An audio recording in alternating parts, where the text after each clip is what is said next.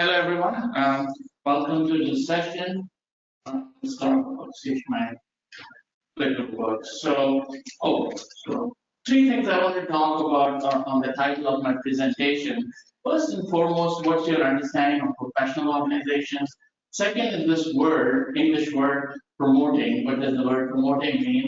And then last but not least is the BME, biomedical engineering or clinical engineering career, or you can say HTM career, whatever you want to call it.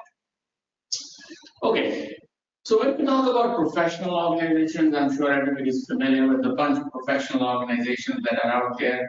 I'm not sitting here propagating any of them. You must be members of some of them. If not, it's a good opportunity for you to look at them.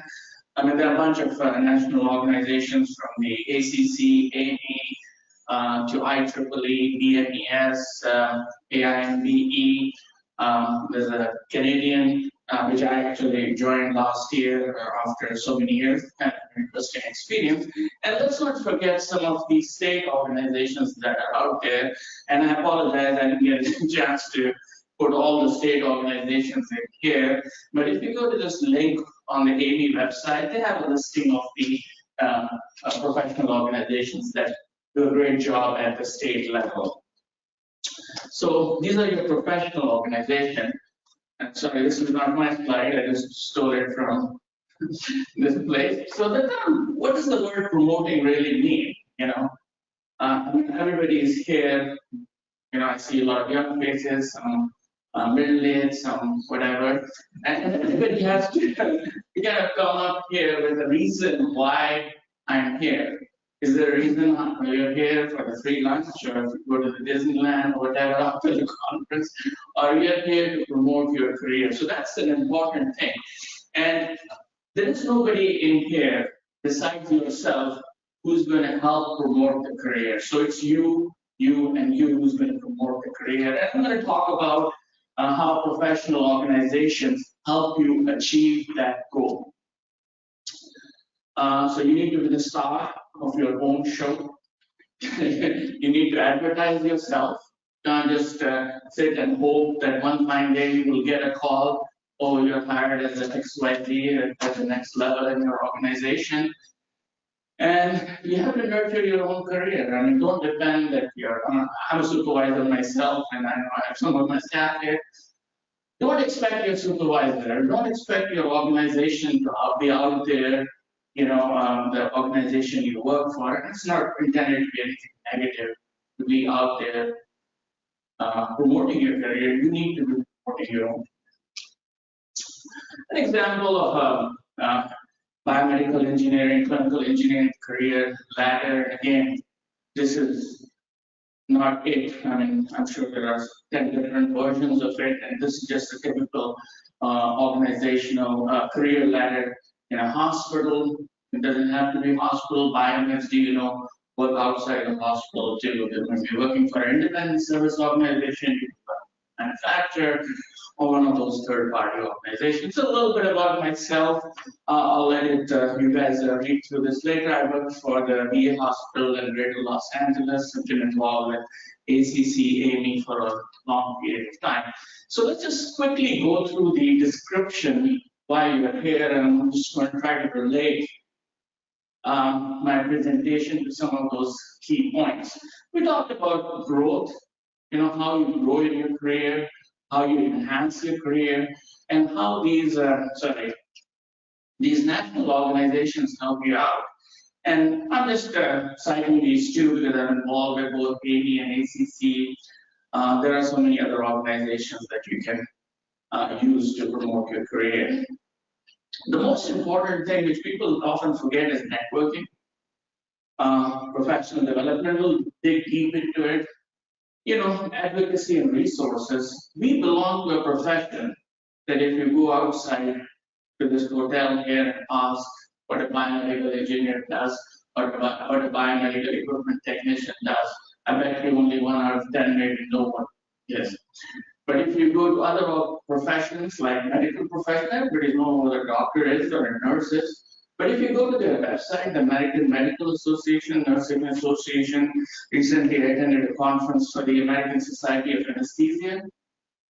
they have an advocacy group that advocates for their profession. So the different legislations, the laws that are passed by Congress, state governments, they promote their profession too. So there's a lot of work in that area. Obviously, we talked about job opportunities. We'll talk about mentorship too. And also, this is an important thing which all of us tend to forget. I went to college last, 30 years ago. Does that mean that I don't need to learn anything? In the 30 years, whatever I learned in college, is that enough? Obviously not. So if you graduated 5 years ago, even last year, things are changing in the profession that we are in. And all of us have seen a phenomenal growth in technology and how it has impacted the medical technology. So it will help you boost your career at any stage. You don't have to be, young, old. Anytime, depending on how much you can put in, you will get a reward out of it. Okay, so a couple of polling questions so I can engage the audience here in my presentation. So first and foremost, are you a member of a professional organization? Could be a national and a state. All right, fair. The class probably. Are you an office bearer, like a president, secretary, vice president, the national, state one, two? Are you part of a committee or task force? They have an education committee, they may have a professional development committee, I think you be part of that. All right, so there are different levels. I mean, you can go and pay the $100 or I don't know, $200 to an organization, become a member and get their newsletter and access to their website. That's the lowest level you can go to. There are other levels, you can become an office bearer, get involved with committees and all those other things that these professional organizations belong to. So this last question, what part of your career are you in right now? And I saw this nice website on Indeed.com, if you're familiar. So these are the 5, and this is just a number. This is, by the way, age. I know I'm in this category here. It's called the declining part. So just look at yourself, and I'm not going to ask any hand raising here. But you don't have to be here or here or here. I mean, there's a lot of opportunities, and depending on what you have on your plate in your family life and your professional life, you can get involved. But not getting involved, I think, will do a disservice to you. The mere fact that you're here, I think, speaks that you're interested in your professional career. All right. So this is a laundry list of things, and again, this is not the exhaustive list of all the opportunities. I'm not going to read through each one of them. It's there on the slides. You will get an opportunity to listen to this and watch this when MD Expo publishes it. We'll start off with the very first one, the networking opportunities. Okay, let's start with a little cartoon. It's not my cartoon.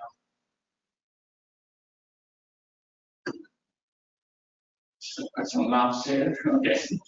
So what is networking? I mean, you're developing a contact. I mean, when I was I started this profession 30 years ago. Started going to AAMI conferences and read some articles that said, okay, you need to have at least a number, like I think they mentioned 30 or 50 people you can call in your profession and say, okay, this is Arif from an XYZ facility. And the other person on the other side would say, who are? When you have 50 people you can call, I'm just throwing a number, it could be 30, it could be 100, who you can call and they would have a conversation like, oh, I know this Arif, he is in Los Angeles and he does this XYZ. Or, or you don't even have their names or email contact or phone number or whatever. So this is your great opportunity here to develop those contacts. Just knowing a person by their first name, it's not going to help out. So as I said, developing contacts is great. I mean, these days with the internet, you can see a lot of stuff. I was joking with the previous presenter who was doing this presentation on legacy equipment. I don't know if you ever heard Mike Powers, and I haven't heard about him. And I just went into LinkedIn and was able to read his profile, and I was able to have an intelligent conversation about So anyway, point is, there are a lot of things, you can build relationships, it could be personal relationships, and it really helps you with your success. And you may have some same interests, in the profession, outside the profession, help, and it's all there. So, all right, so let's talk about networking opportunities. So this is a pretty obvious thing where, these organizations provide a platform for networking with your professions in the field. So these are the key people you're connecting. I mean, this is a very important thing that I feel like I do that as part of VA2 and outside of VA2, being a mentor. I mean, I have mentors myself. I mentor other people too. And this mentorship is not like something you have to sign an agreement with somebody you respect, somebody you know who has expertise on an XYZ area which you have interest on. He or she will provide that guidance to you. So you should look for your potential mentors, collaborators.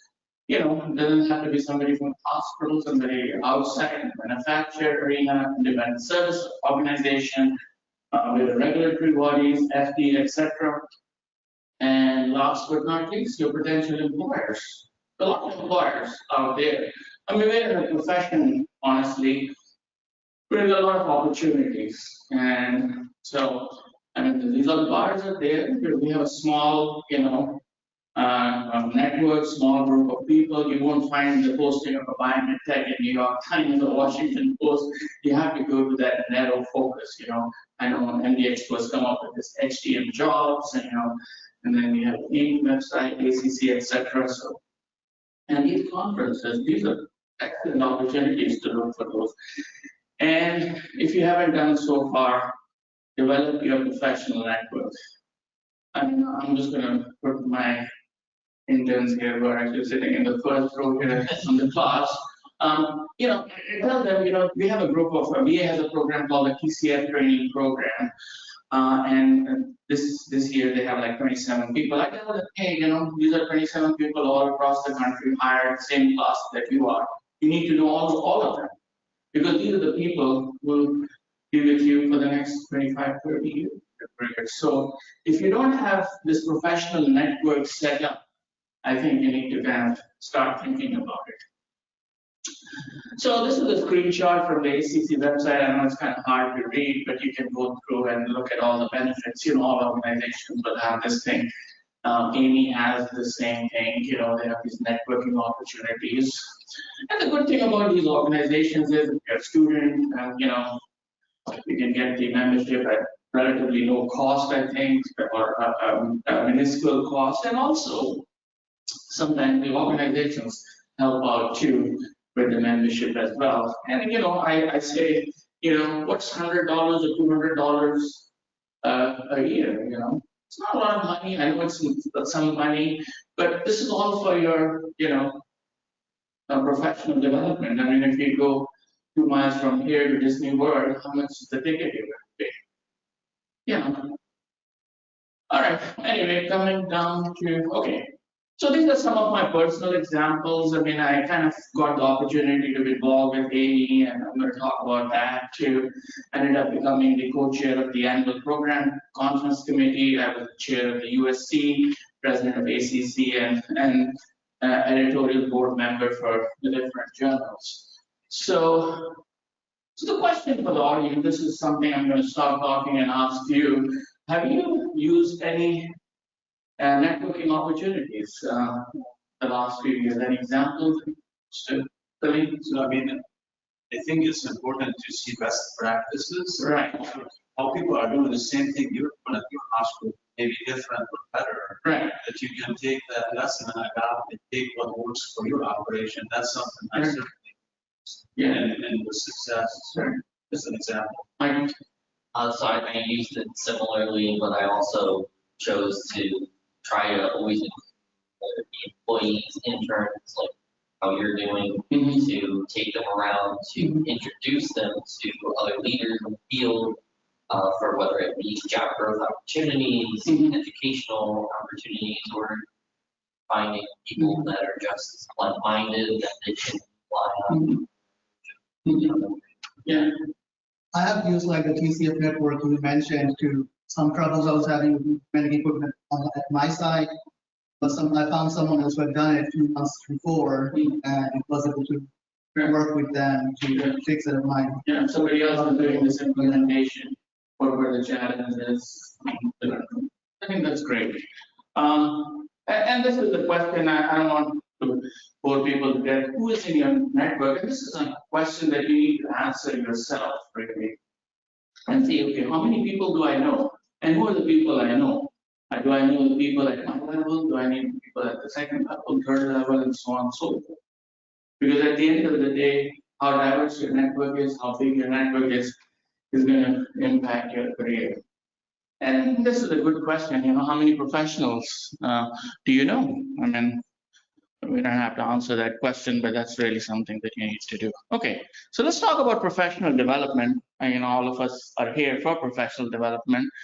Our room moderator, she mentioned that, you get the CEUs and all that.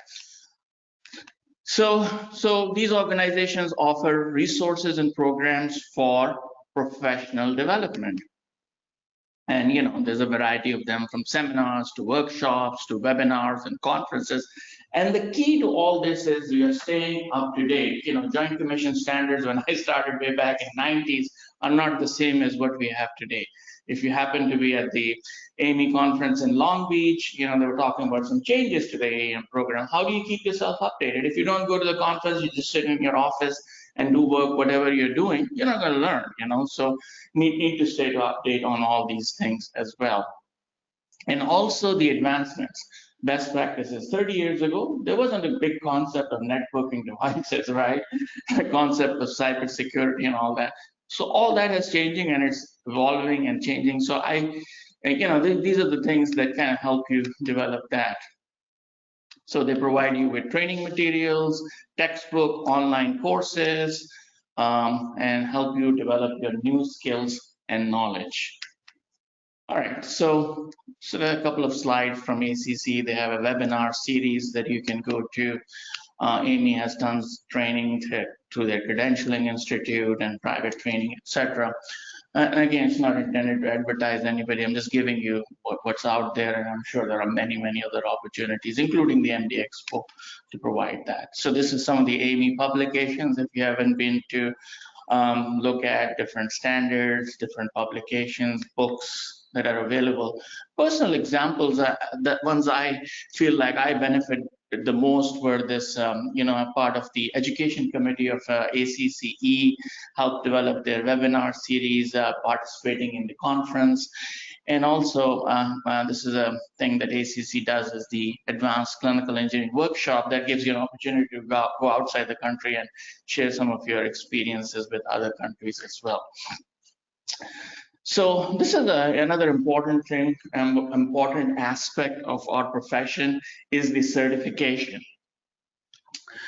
So what's certification? And certification is not something, we kind of get stuck with this debate we had in our profession for a long time. Is getting certification good, bad, or not, or whatever?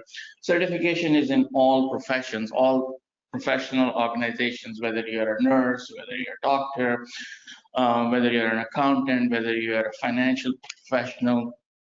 So these professional organizations are heavily involved in establishing these certification programs. And basically, if you have completed the requirements for whatever level of certification you want to go to, you can enhance your credentials and basically improve your career prospects. So this is a slide from the AAMI website, different certifications they offered. I don't know if you've noticed, they have offered this new thing, for people who are getting into this profession, CABT, who haven't reached that level for the CBET. And of course, there are other ones too. ACCE has a certification program for clinical engineering that's actually done by HTCC, Health Technology Certification Commission, and actually it's affiliated with the Canadian Board of Examiners as well. Okay, so these are some of my personal examples. I don't want to belabor you with all those things, and these are the things that I've been involved with. not to improve my own personal credentials and my own career prospects, but gives me opportunity to interact and learn more things. Each time I do any endeavor, whether it's writing an article or participating in a certification program or a guide, kind of helps me enhance my own knowledge as well. So it's a little selfish too, like, okay, I'm getting better each time I do something, and it helps me learn something new. So just a quick question, and I don't want to embarrass anybody with this question, but how many in this group are certified at any level, whether it's CBET, CCE, CHTM, Net Plus, P, etc.? 1, 2, 3, 4. Okay, good. 5, 6. Okay. And if you're not in this group, I'm sure you should be in this group. And and I want to ask people to raise their hands. But really, if you're not there, and and there are tons of them in here, and if you haven't done it, you should have a plan. I mean, it's not something certification you can get tomorrow. Go get it, and you pay the money. You have to prepare for it. You have to get the required education, required experience, or do the review courses, study the material, and also have X number of years of experience, depending on what certification you're pursuing. But the most important thing is you have a plan. If you don't have a plan, I think if you listen to the keynote speaker yesterday, that's what he was saying. If you don't write something, if you have a resolution on January 1st, 2024, especially for me, lose 20 pounds, and if you don't have a plan, nothing, you don't have to, you can't do anything. I mean, you can just keep on talking about it, and there's a lot to do. I mean, there's no end to it as well. So definitely need to have a plan. Okay, so advocacy and lobbying, and this is something I mentioned, being in a profession that's just so small that I guess if you ask anybody what BMET does, or what a biomedical engineer or clinical engineer is, or what a HTM profession is, large organizations or recognized professions like nursing, medicine, accounting, you name it, they have this advocacy that they provide. And these professional organizations and professional organizations do a lot of work towards advocacy and lobbying. So what they do is advocate for the professional interests of their members of the field, and also lobby for favorable legislation, provide funding for training, and improvement in the healthcare technology standards. I think almost all of you went through this COVID, where there was this at one time, which turned out to be not true, a shortage of ventilators, and there was a big talk about using anesthesia machines as ventilators. So if you go to the American Society of Anesthesia, they put out a guideline with the help of the manufacturers and FDA about using the anesthesia machines as ventilators. So, so those are all those things that they do advocacy in. So this is an example of something I did actually, and this is, I don't know if you guys are following the Right to Repair Act, and this is something we did for one of the states, Vermont. They were working on this. So these are the kind of things that we do, and it really needs the support from your part to participate in them, help draft this, and know about all these things. I mean, you can't just write these things in 5 minutes. You need to know about all these standards, what's going on in the industry, and there are a lot of key, I should say, players who are involved in this. It's yeah, interesting. Okay, this is something that I picked up recently. I don't know if you're following this. Very recently, California Assembly passed the Right to Repair bill, and there was a session from one of our colleagues yesterday, if you were following, on right to repair. Okay, moving on to another interesting topic. Just see how good I'm doing with time here. Sorry. Okay, fine. Okay, information sharing. Kind of similar to what we talked about earlier. Basically, if you're part of an organization, you get access to the different journals, the different newsletters, publications, and a lot of these things right now are online. You can go to online forums and learn about it. I mean, gone are the days 20 years ago when you used to get a journal sent to you in a mail, a month later. Now everything is published online and you can get that information. And again, changes in the industry, changes in the code, standards, which are really essential for your career growth and development. So this is an example of a publication that AAMI pushes out. If you haven't looked at it, I mean, it's really worth looking at it.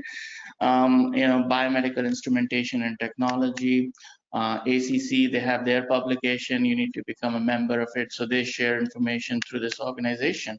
Okay, so the most important thing, anybody here interested in switching jobs? Okay, just one, okay, only one person back, two people, okay. All right, so job opportunities. Everybody should be looking for what's there in their next. I mean, unless you are happy with your current job, so, but anything can happen, So professional organizations have job boards. We talked about this a little bit. Career centers. If you go to these conferences, they have a place where you can have a listing of all the jobs. You can have a listing of all the opportunities out there. Employers are there. They can do on-the-spot interviews, and you can talk to them.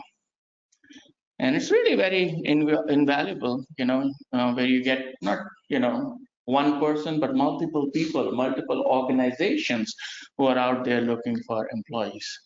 So this is a screenshot that I took, actually. They had it at the AAMI exchange. They have it every year. I don't know, for some reason, I couldn't find the most recent one. But this was the one, they had it in San Antonio. So anyway, all these different organizations for looking for jobs were there. And they have a career center, as I mentioned to you in my previous slide. Personal example, actually, I got my first job through a career fair in AAMI, and this is 30 years ago. Probably the cell phones were not around that much, internet wasn't around. So, we had this 5 folders in a box where you could put in your resume if you're interested in a job, and the employer would go through your resume and see, okay, I'm interested in this person. They would set up an interview with you on the spot. Now it's all changed, with the teleconference and all that, but these are the things. Then also the contacts. I mean, people don't realize the contacts that you're making here, if you are good, if you're looking for opportunities, you will get a lot of job opportunities and offers because people are looking for good people, And I got a lot of opportunities, offers through my experiences with ACCE and AAMI as well. Okay, mentorship program, I kind of touched on it a little bit. And I don't want to say that this is the only way, but it's one of the recommended ways you would have. I mean, I know mentorship program, basically, the whole idea is that you're starting in the profession, or you could be any part of your career, you're connecting with somebody who has experience with that area or that expertise that you're looking for, and provides you guidance with it. It's just not like, one-to-one coaching or going in a class of something. Somebody you could call to have a 5-minute conversation or a 10-minute conversation or an hour-long whatever. So again, I'll provide you with guidance, advice, support in your career development, and anything you need, obviously, in your professional development. So AAMI has a mentorship program. You can look into it as well. Education resources. All right, so this is kind of a huge thing, people don't realize is that those education resources, training material, textbooks, online courses that are available, and that help you develop those new skills and knowledge. So different trainings are there on the AAMI website you can look at. All right, promotion of ethics and standards. One of the key things these professional organizations do is they obviously support their professional, support the profession itself, and also establish some kind of a guidance and ethics for these standards. So, and this is important whether you're any kind of a professional. You need to be following those standards. And ACC, for example, has a code of ethics. You can look through that too. We kind of touched on career promotion and recognition too, but this is something that I really feel like it's important to talk about too. You know, everybody feels, you know, happy with their job in their profession if they're recognized. You know, if you have a child, if you tell your child if he or she got a good grade in her test, you know, if you you know, encourage that child. Same thing with employees too. You know, if you're a supervisor and if your boss comes in and says, you know, you did a good job, you know, they feel recognized. Same thing with this is that the professional organizations help, you know, recognize outstanding individuals in the profession and their contributions to the field. I mean, people are not out there, you know, getting their name recognized or all that, but it just kind of helps you, and it helps you be recognized not just in a small group of profession, but within the big field as well. And also in your own organization. If, say, for example, one of the professional organization gives you an award, you can tell this to your supervisor, you can tell that to your healthcare system or hospital you work for. So they would think that you are not that lowly tech or lowly engineer out there in the corner doing whatever you're doing, but somebody who is well recognized or recognized in general by the peers. And it helps you enhance your reputation. And at the end of the day, it helps you promote your career opportunities. So these are two organizations I picked on, like ACC, for example. They have a bunch of awards here, and AAMI also has a bunch of awards that are out there. Okay. Community outreach, you know, this is more important for our profession than anybody else, because if you go to high school and, you know, or even junior high and ask them what a biomed tech does, hardly anybody would tell what they would know about it. But if you ask them what a nurse does or a doctor does, I'm sure a lot of people would know about it. So it's important that these professional organizations get recognized, because they do some outreach to the community, do some public education, and help raise awareness about the importance of the profession and its impact on healthcare. In fact, a lot of people, you know, when you talk to them, even within the healthcare profession, you know, I work in the hospital for a considerable period of time. You know, I was talking to this HR person who was a pretty senior person, and he was involved with our recruitment, and I had to explain to him what a biomed tech does and what a biomedical engineer does. So, you know, I mean, hey, this is a person who's been around the block or doing recruitments. I'm sure he does other recruitments beside biomed or biomedical engineers, but, you know, they sometimes don't know, and community outreach is important. All right, so thank you very much, and this is the feedback, but if you have